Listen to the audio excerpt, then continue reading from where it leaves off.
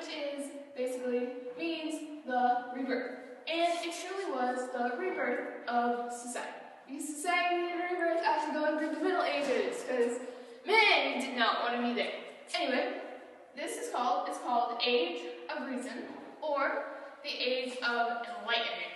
And from this, you got people called philosophers. Now, philosophers sat around and discussed ideas, specifically ideas that dealt with government and how society thought or worked. So, from philosophers, they were bound together by reason and logic. These people were all about reason and logic. And they decided that government could be governed fairly through these ideas.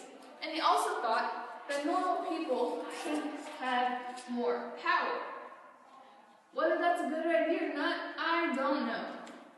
Giving more power to people seems like a bad idea, but they thought the power should be given to the ordinary people, which is a good idea, I guess. I'm not really sure. Anyway, and they also thought that people should be given basic rights, like the freedom to express their opinion and the freedom of religion. And those were serious steps into the modern day world. So that was a big thing.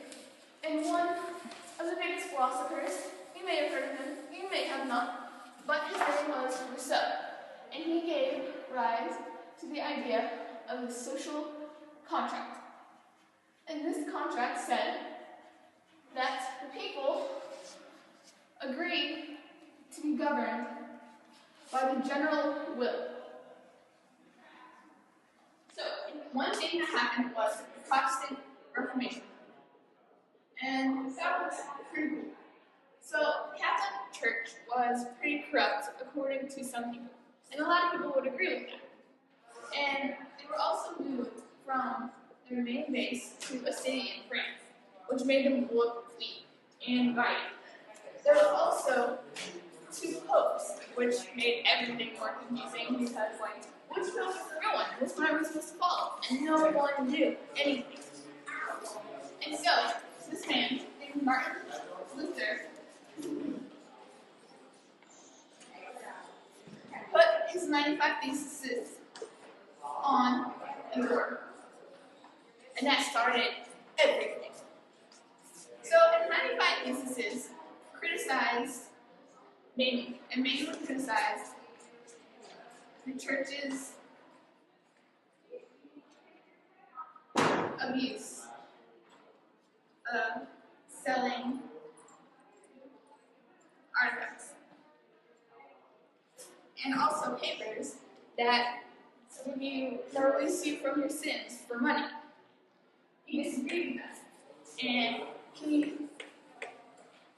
brought his criticisms to the church. And the church was like, you have to renounce them. That's not true. You can't say that. And he wouldn't. So they excommunicated him from the church and sent him away. And that started the Protestant Revolution. And later on, someone else followed, and his name was John Calvin. And he had more radical ideas. And he also separated from the church. And that created 2 new branches of the church. And so Catholic Church was like, oh, we gotta do something about this. This is bad. We're losing people. People aren't believing in us anymore. So they went under the Catholic Church Reformation.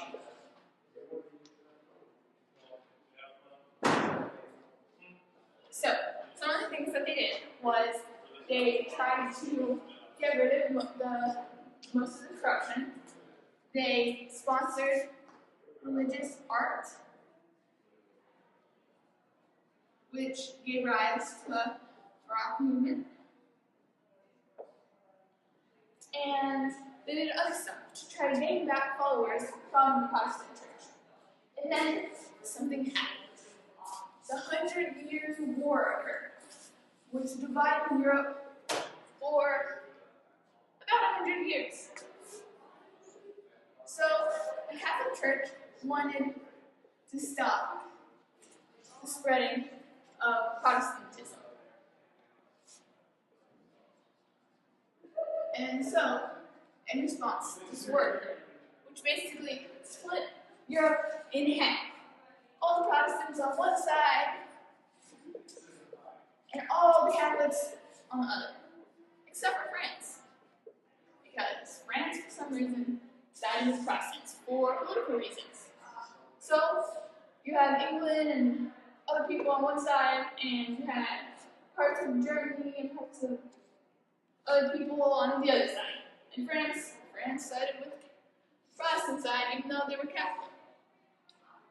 So that war lasted for a long time, and Protestants won, which gave the right for people to worship Protestantism. And well, the German states were divided, and so it gave them the right to worship what they wanted to. And it also split whatever ties were between England and France.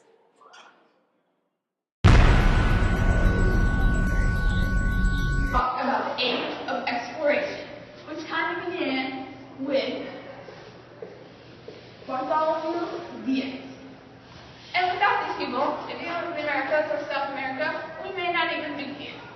So Bartholomew Diaz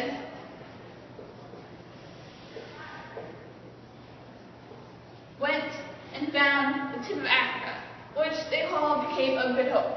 Now, people had been going down and stopping here and going down, maybe going down a little farther, but they never went down and they didn't find the coast until him, because they were afraid that they wouldn't have enough resources to get all the way around, and they didn't even know if there was an end. So Bartholomew Diaz confirmed that there was indeed an end.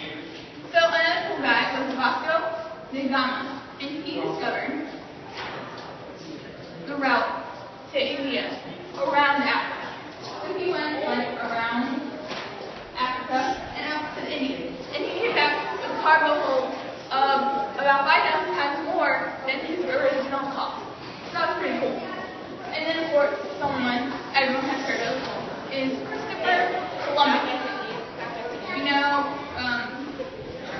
he sailed the ocean blue in 1492 and ended up here in the Bahamas. And he died believing that he had found the route to India. He went back there about 4 times and such. And then, that was when Spain and Portugal realized that this was new land. So they divided the world in half by the line of defamation.